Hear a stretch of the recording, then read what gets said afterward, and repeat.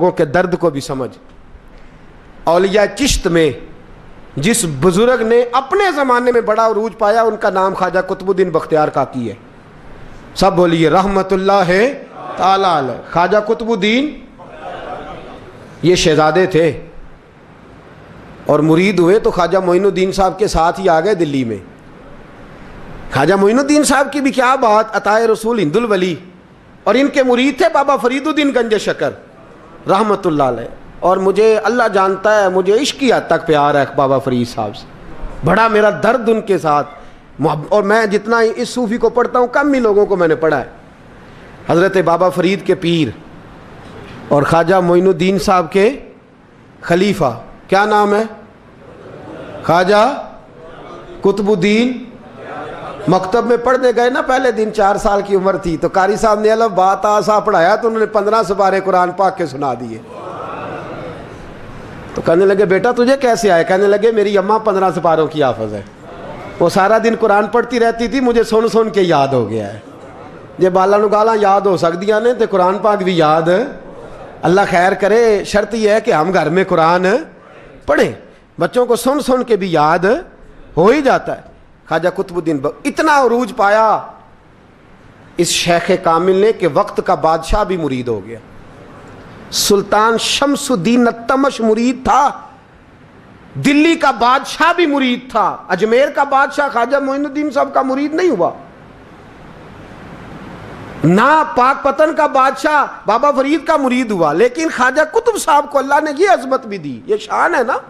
اگرچہ صدقہ سارا خواجہ معین الدین کے قدموں کا ہی تھا، لیکن دلی کا بادشاہ مرید ہوا، اور اتنا اعلیٰ مرید ہوا کہ جب خواجہ قطب الدین صاحب کا وصال ہوا تو 3 شرطیں لگائی تھیں. فرمایا میرا جنازہ وہ پڑھائے، جب سے توبہ کیا پھر اس کا سینے بد حرام کے لیے نہ کھلا ہو، اور جب سے توبہ کیا پھر لقمہ حرام اس کے گلے سے نہ گزرا ہو، اور جب سے توبہ کیا پھر کبھی نماز تہجد بھی قضا. بڑے بڑے صوفی میری طرح کے گردن جھکا کے کھڑے ہو گئے.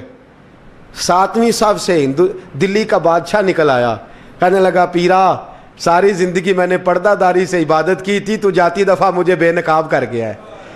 اتنا بڑا انہوں نے شخص تیار. اور حال یہ تھا، لوگ کہتے ہیں کہ فلانا آدمی امیر آدمی ہے تو حضرت صاحب کا تعلق پیر صاحب کا تعلق زیادہ ہے، تو اس کی عمارت نہ دیکھ، کبھی کبھی اس کی پرہیزگاری بھی دیکھ، اس کی خدمت گزاری بھی دیکھ. خواجہ قطب الدین صاحب پہ بھی الزام لگتے رہے. ایک الزام یہ بھی لگا کہ قریب چلے گئے. ہوا کیا، جب بادشاہ مرید ہوا تو کہنے لگا حضرت جی میں نے بادشاہی نہیں کرنی، میں نے اب خانقاہ میں رہنا ہے. تو فرمایا بیٹا تو چھوڑ دے گا تو کوئی ظالم بیٹھ جائے گا. تو حضور پھر کیا حکم ہے؟ فرمانے لگے تو نے کرنی ہے. تو کہا حضور آپ وہ کہاں ہوتے ہیں، میں کہاں ہوتا ہوں، دل ہی نہیں لگتا.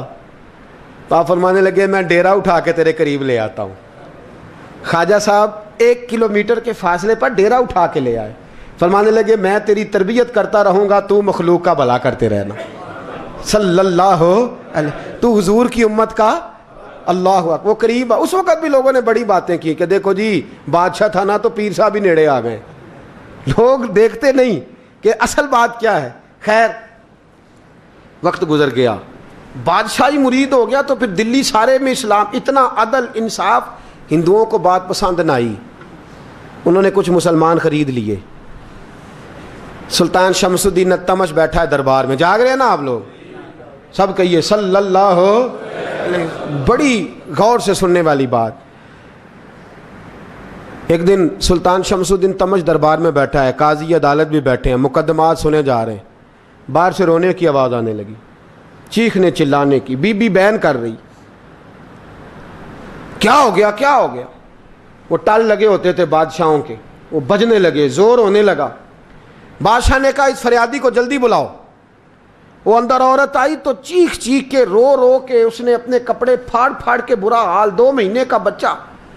لوگ اس کی آہو زاری پر اس کی طرف متوجہ. بھی کیا ہوا، پانی پلاؤ بٹھاؤ، یہ کیا ہو گیا. کہنے لگی لٹ گئی، عزت برباد ہو گئی، تباہ کر دی گئی. میں کیا ہوا؟ کہنے لگی بادشاہ ایک شخص میرا غیر شرعی خامند بنا، پھر مجھے حمل ہوا، پھر میری گود میں یہ بچہ ہے 2 مہینے کا.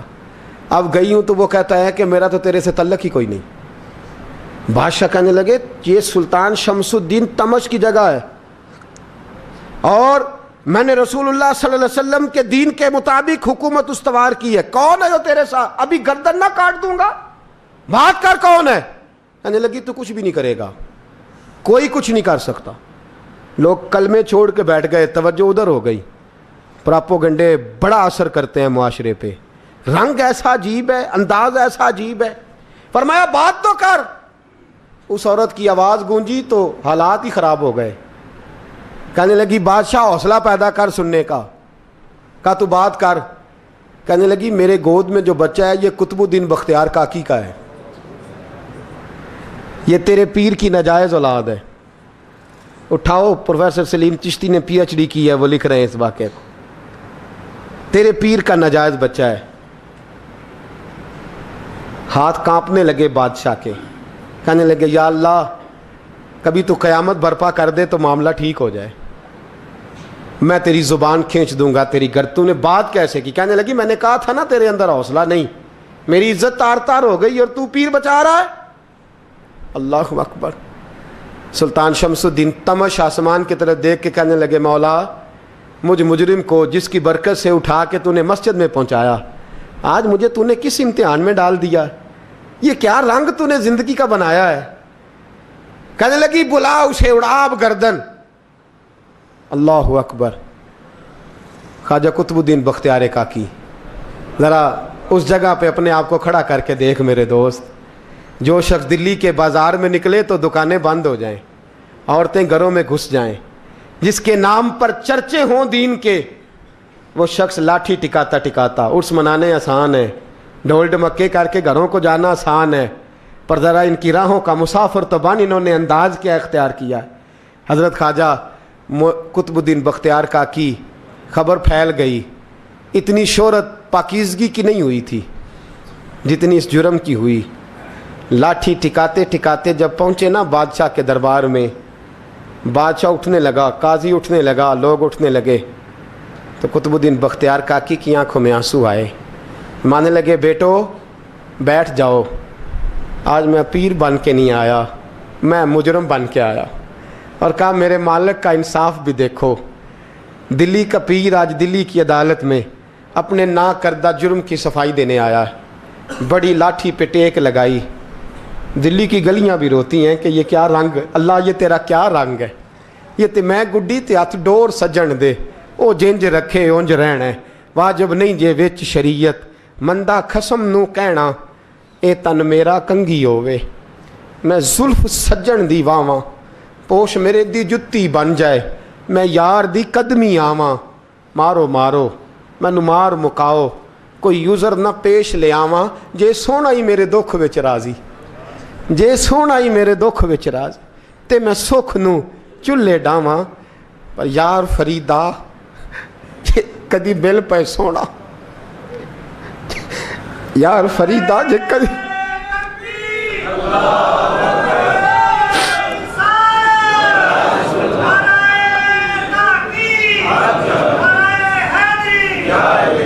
یہ کدی مل پہ سونا، بس انہوں رو رو حال سناواں۔ ٹیک لگائی ہے، کہنے لگی بی بی بول دے گواہی، کہنے لگی بی بی رب جانتا ہے، رب کا رسول جانتا ہے، پر میں تجھے نہیں جانتا، تو کون ہے؟ کہنے لگی اچھا وہ لوگوں کو بھیج کے تہجد کے بہانے پچھلے دروازے مجھے اندر بلانا، رب تیرا بھول جانا۔ پھر رونے لگی، پھر مکر کرنے لگی۔ مجھے بتائیے ایسا کوئی مقدمہ ہو تو لوگ کیا کہتے ہیں؟ یکدم حالات بدلتے ہیں کہ نہیں بدلتے؟ دلی کا ماحول ہی بدل گیا، سارا رنگ ہی بدل گیا۔ وہ عورت تو ہندو تھی، اس نے تو جھوٹ موٹ کے کلمے بھی پڑھ رکھے ہیں۔ اللہ اکبر۔ خواجہ صاحب پوچھتے ہیں گواہ ہے کوئی تیرے پاس؟ تو 4 کلمہ پڑھنے والے کھڑے ہو گئے۔ اللہ کرے کلمہ پڑھنے والے بکا نہ کریں، آمین تو کہیں۔ وہ کھڑے ہو کے کہنے لگے ہاں ہم نے آتے بھی دیکھا ہے، جاتے بھی دیکھا ہے۔ خواجہ قطب الدین صاحب نے نظر عثمان کی طرف اٹھائی، کہنے لگے اچھا جو تیری مرضی، میں گڈی تے ہاتھ ڈور سجن دے، وہ جنج رکھے اونج رہنا ہے، واجب نہیں وچ شریعت، مندہ خسم نو کہنا۔ کہنے لگے سلطان یار ایک رات کی مہلت نہیں دے دیتا؟ میں سویرے، سلطان بھی رو پڑا کہ پیر صاحب میں میں نوکر اور میں بولتے ہیں اچھا حضور جیسے مرضی. باہر نکلے, خادم کہنے لگا حضور سواری پہ بیٹھ جائیں. مانے لگے نہیں یار آج پیدل جانا ہے. اس دلی کے چونکوں نے مجھے بڑی سلامیاں دی ہے, ذرا میں دیکھوں تو صحیح دلی کے بازار میری رسوائی پہ کیا کہتے ہیں.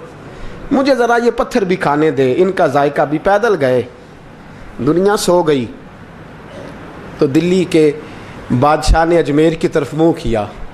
خواجہ معین الدین حیات تھے. بے خبر ہو جو غلاموں سے وہ آقا کیا ہے, بے خبر ہو جو غلاموں سے وہ منہ کیا. کہنے لگے معین الدین میں کوئی لوارس تو نہیں نا, میں کوئی لوارس ہوں کہ یہاں جو میرے ساتھ مرضی ہو جائے.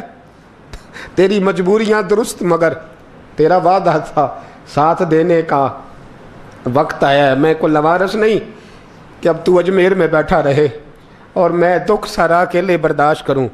بڑھاپے کا مجھے بھی پتہ ہے, کمزوری کا مجھے بھی پتہ ہے, ذوف کا مجھے بھی پتہ ہے, پر تتی تھوڑے تھکڑے خاندڑیاں, میں بھی تو تیرے نام تو مفت بھی خاندڑیاں.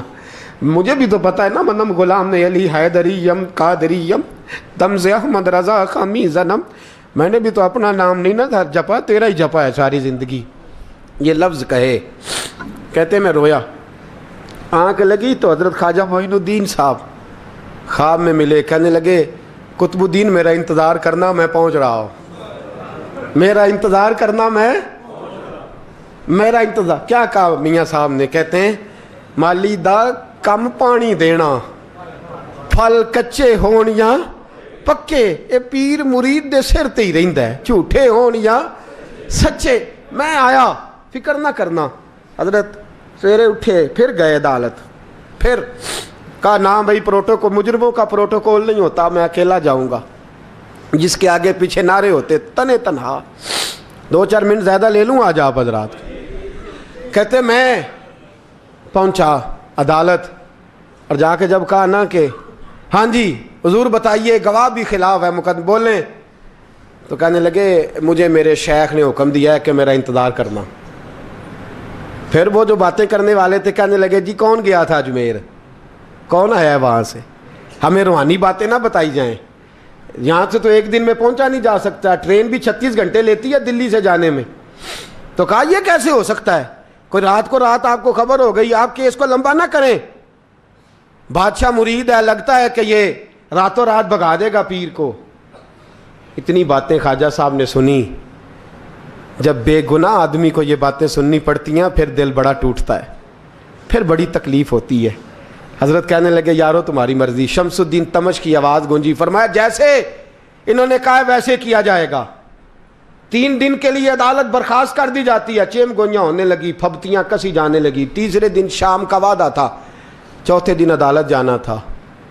قطب الدین بختیار کاکی کے پاس لوگ آ کے افسوس کرتے تو آپ بولتے نہیں. یہاں تو لوگ صفائیاں دیتے بولتے نہیں. فرماتے یار میں گڈی تے ہاتھ ڈور سجن دے, وہ جینج رکھے, میں اونج ہی رہنا ہے, جیسے اس کی مرضی ویسے. جیڑیاں گڈیاں آپ پہ اڈیاں ہو نہ چڑھن اونچائیاں, وہی گڈیاں اونچیاں اڈیاں جڑیاں سائیاں آپ چڑھائیاں. فرمایا ٹھیک ہے جیسے وہ رکھے, میں راضی ہوں. اللہ اکبر. تیسرے دن کی مغرب کا وعدہ تھا. جب مغرب کا سورج ڈوب گیا نا, بڑے قافلے اجمیر سے آئے پر معین الدین نہ آیا. وعدہ کیا تھا یار نے آؤں گا دن ڈھلے. وہ خواجہ غلام فرید صاحب رحمۃ اللہ تعالیٰ علیہ فرمایا کرتے تھے نا, کوا کھانے لگا آنکھیں تو کہنے لگے کاغا اے تن سارا ہی کھائیو, میرا چن چن کھائیو ماس, میرے 2 نین نہ کھائیو, مینو پیا ملن دی آس.